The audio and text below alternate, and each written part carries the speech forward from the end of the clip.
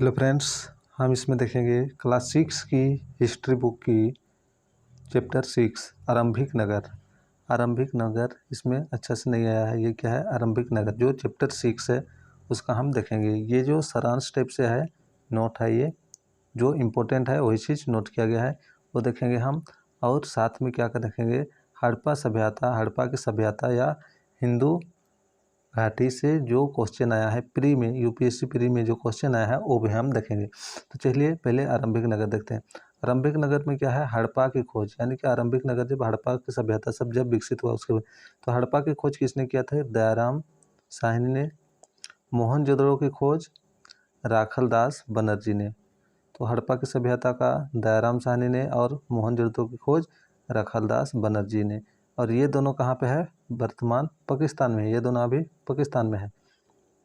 प्रथम अवशेष हड़प्पा नामक स्थान से मिला, इसलिए इस सभ्यता को हड़प्पा सभ्यता कहा जाता है। तो ये जो हड़प्पा सभ्यता हम जानते हैं, हड़प्पा सभ्यता के नाम से ही क्यों जाना जाता है और दूसरा नाम से क्यों नहीं जाना जाता है? क्योंकि हड़प्पा नामक स्थान से सबसे पहले क्या हुआ था?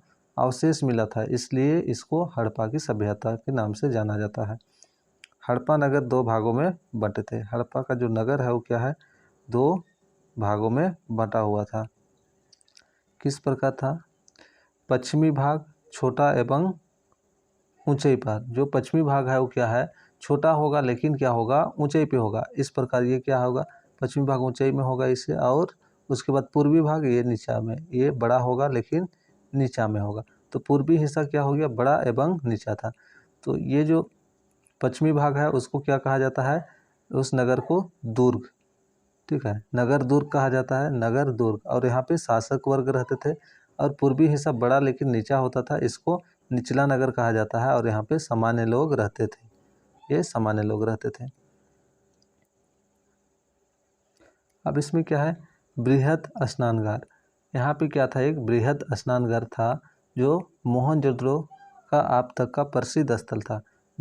तो मोहनजोदड़ो में क्या था? एक बृहद स्नानगार था। स्नानगार वो क्या था? बहुत बड़ा था और वो मोहनजोदड़ो का प्रसिद्ध स्थल था। पक्की ईंट और सूखे चूने से बनाया गया था। इसको पक्की ईंट और सूखे चूने से बनाया गया था। धर्म अनुष्ठान में स्नान किया जाता था। धर्म अनुष्ठान में स्नान किया जाता था। यहाँ पे कब स्नान किया जाता है? कोई धर्म अनुष्ठान होता था, धर्म कार्य होता था, तब यहाँ पे स्नान किया जाता था। कालीबंगा, ये क्या है? कालीबंगा जो है, कालीबंगा राजस्थान में है। कालीबंगा कहाँ है? राजस्थान में स्थित है। अब हम देखें हड़प्पा सभ्यता। हड़प्पा सभ्यता में क्या किया था? हड़प्पा सभ्यता में जो मंजिला होता था, जो घर होता, 2 या 3 मंजिला इमारतें के होते थे। और यहाँ पे जो आंगन के चारों ओर घर बने होते थे। यहाँ पे क्या होता है? हड़प्पा सभ्यता का जो घर होता था चारों तरफ से बना होता था। ये इस बीच में आंगन रहेगा ये, और इसमें क्या होगा? साफ तरफ से इधर क्या होगा? घर होगा और बीच में आंगन होगा। मोहल्ले में पक्की सड़कें थे। मोहल्ले सब में क्या था? पक्की सड़कें थे। शहरों में किसी प्रकार की गंदगी नहीं होती थी। किसी प्रकार का गंदगी नहीं होता था, पूरा साफ सफाई रहता था। चौराहे में सड़क समकोण पर करते थे। सड़क जो होता था समकोण पर करता था। इस प्रकार से जाएगा एक और ऐसे जाएगा एक, तो ये चौराहा पे। हड़प्पा सभ्यता के लोग धार्मिक जीवन में विश्वास रखते थे, जिसे कालीबंगा में यहाँ लिखा है। तो यहाँ के जो लोग होते थे वो धार्मिक जीवन में विश्वास रखते थे। और हड़प्पा सभ्यता के लोग जो थे देवी देवता दोनों के पूजा करते थे। देवी एवं देवता का दोनों का पूजा क्या करते थे। यहाँ पे क्या है? जो शिव का ये है उसका भी पूजा किया जाता है पशुपति के रूप में। हर घर से नलिया निकलता था। हर घर से क्या होता था? नलिया निकलता था। और वो हर घर से जो नली निकलता था वो क्या होता है? रोड साइड से जो नली होता था उसमें जाके मिलता था, और उसमें से एक मेन नली में जाके मिलता था ये। और नागराज की पूजा करते थे ये लोग, नागराज की पूजा करते थे, जैसे लोथल में ये दिया हुआ है। तो इतना क्लियर हो गया रहेगा। नेक्स्ट देखते हैं हम लोग। हड़प्पाकालीन स्वर्णकार और कारीगर काफ़ी पारंगत थे। तो हड़प्पाकालीन यानी कि हड़प्पा के जो सभ्यता था उस समय में जो स्वर्णकार थे, सोना बनाने वाले, सोना के आभूषण बनाने वाले, और कारीगर जो थे, जो काम करते थे अलग अलग चीज़ का, वो क्या था? बहुत पारंगत थे, मतलब बहुत अच्छा से करते थे। मेसोपोटामिया हड़प्पा की समकालीन सभ्यता थी या दजला, टिग्र रिस और फरात नदियों के बीच विकसित हुई थी। तो मेसोपोटामिया क्या है, हड़प्पा सभ्यता जब विकसित हुआ उसी टाइम में क्या था, एक जगह का नाम मेसोपोटामिया भी था, जिससे हम लोग पिछले अध्याय में हम लोग देख चुके हैं इसका, वहाँ पे क्या मेसोपोटामिया में क्या क्या मिलता था वो। और इसमें क्या है, ये जो है दजला, टिग्रिस और फरात नदियों के बीच में विकसित हुई थी। इसे कांस्ययुगीन सभ्यता का उद्गम स्थल माना जाता है। किसे कांस्ययुगीन सभ्यता का उद्गम स्थल माना जाता है, तो ये क्या हो जाएगा, मेसोपोटामिया को कांस्ययुगीन सभ्यता का उद्गम स्थल माना जाता है। नेक्स्ट देखते हैं, मेसोपोटामिया में हड़प्पा के तांबे का श्रृंगारदान मिला है। ये देख लीजिए, मेसोपोटामिया में क्या है, हड़प्पा के जो तांबे का श्रृंगारदान था, यानी कि व्यापार उस समय यहाँ से वहाँ होता था। लोथल एवं अन्य संधव नगरों में मेसोपोटामिया के खानेदार मनके, सेलखड़ी की बटन आदि मिली है। तो लोथल और अन्य संधव नगर में क्या है, मेसोपोटामिया के सामान मिला है, औजार मतलब ये सब देख लें, खानेदार मनके, सिलखड़ी ये सब मिला है। हड़प्पा सभ्यता के लोग धान, गेहूँ, मटर, चना, तिल, सरसों आदि खाद्यान्न फसलों का उत्पादन करते थे। कपास का उत्पादन भी यहाँ होता था। ठीक है, हड़प्पा सभ्यता के लोग धान, गेहूँ ये तो करते थे, और साथ में क्या है, कपड़ा बनाने के लिए कपास का उत्पादन भी करते हैं। तो चलिए, इसे जो इम्पोर्टेंट था इतना ही था क्लास 6 से। जो इसका अब हम देखते हैं ये किस टाइप से इसे क्वेश्चन आता है हड़प्पा की सभ्यता से। तो ये देख सकते हैं 2021 में जो आया था, निम्नलिखित में से कौन सा प्राचीन नगर अपने उन्नत जल संचयन और प्रबंधन प्रणाली के लिए सुप्रसिद्ध है, जहां बांधों का श्रृंखला का निर्माण किया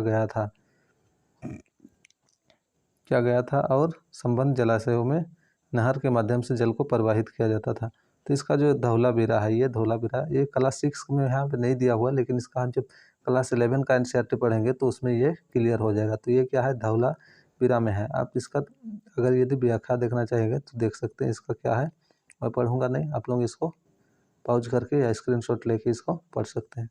नेक्स्ट देखते हैं ये 2019 में किस प्रकार आया था, निम्नलिखित में से कौन सा एक हड़प्पा स्थल नहीं, कौन हड़प्पा स्थल नहीं है। देख लीजिए, चनहुदड़ो, कोटदीजी, सोहगावरा और देसलपुर। तो इसमें देख लीजिए कौन सा नहीं है, सोहगावरा जो है हड़प्पा स्थल नहीं है। जिसका भी आप लोग देख सकते हैं व्याख्या कौन कौन सा है, ये देख लीजिए। नेक्स्ट 2013 में किस प्रकार आया था, निम्नलिखित में से कौन सा ऐसे लक्षण सिंधु सभ्यता के लोगों का सही चित्रण करता या करते हैं। उनके विशाल महल व मंदिर होते थे, वे देवियों और देवताओं दोनों की पूजा करते थे, वे युद्ध में घोड़ों द्वारा खींचे गए रथों का प्रयोग करते थे। तो यहाँ पे ये वाला एकदम ये क्या है, सही है, देवी और देवता दोनों का ये क्या करते थे, पूजा करते थे। विशाल महल, सभी का विशाल महल नहीं होता था। युद्ध में घोड़े द्वारा खींचे गए रथों का नहीं, रथ का प्रयोग नहीं करते थे, घोड़ा का प्रयोग करते थे, लेकिन घोड़ा द्वारा खींचे गए गाड़ी का प्रयोग। तो ये क्या होना, केवल ऑप्शन 2 जो है इसका सही हो रहा है। इसका आंसर देख लेते हैं हम लोग, बी, यानी कि केवल 2। इसका आप लोग देख सकते हैं ये व्याख्या। नेक्स्ट हम आगे बढ़ते हैं, 2011 में आया हुआ था, सिंधु घाटी सभ्यता के संदर्भ में निम्नलिखित कथनों पर विचार कीजिए। सिंधु घाटी सभ्यता के बारे में ये संदर्भ में विचार करना था। यह प्रमुख लौकिक सभ्यता थी तथा इसमें धार्मिक तत्व यद्यपि उपस्थित था, वर्चस्वशाली नहीं था। तो ये देखिए, लौकिक सभ्यता थी तथा इसमें धार्मिक तत्व यद्यपि उपस्थित था। तो ये हम लोग देखें क्या था, इसमें जो है धार्मिक उपस्थित था लेकिन वर्चस्व नहीं था।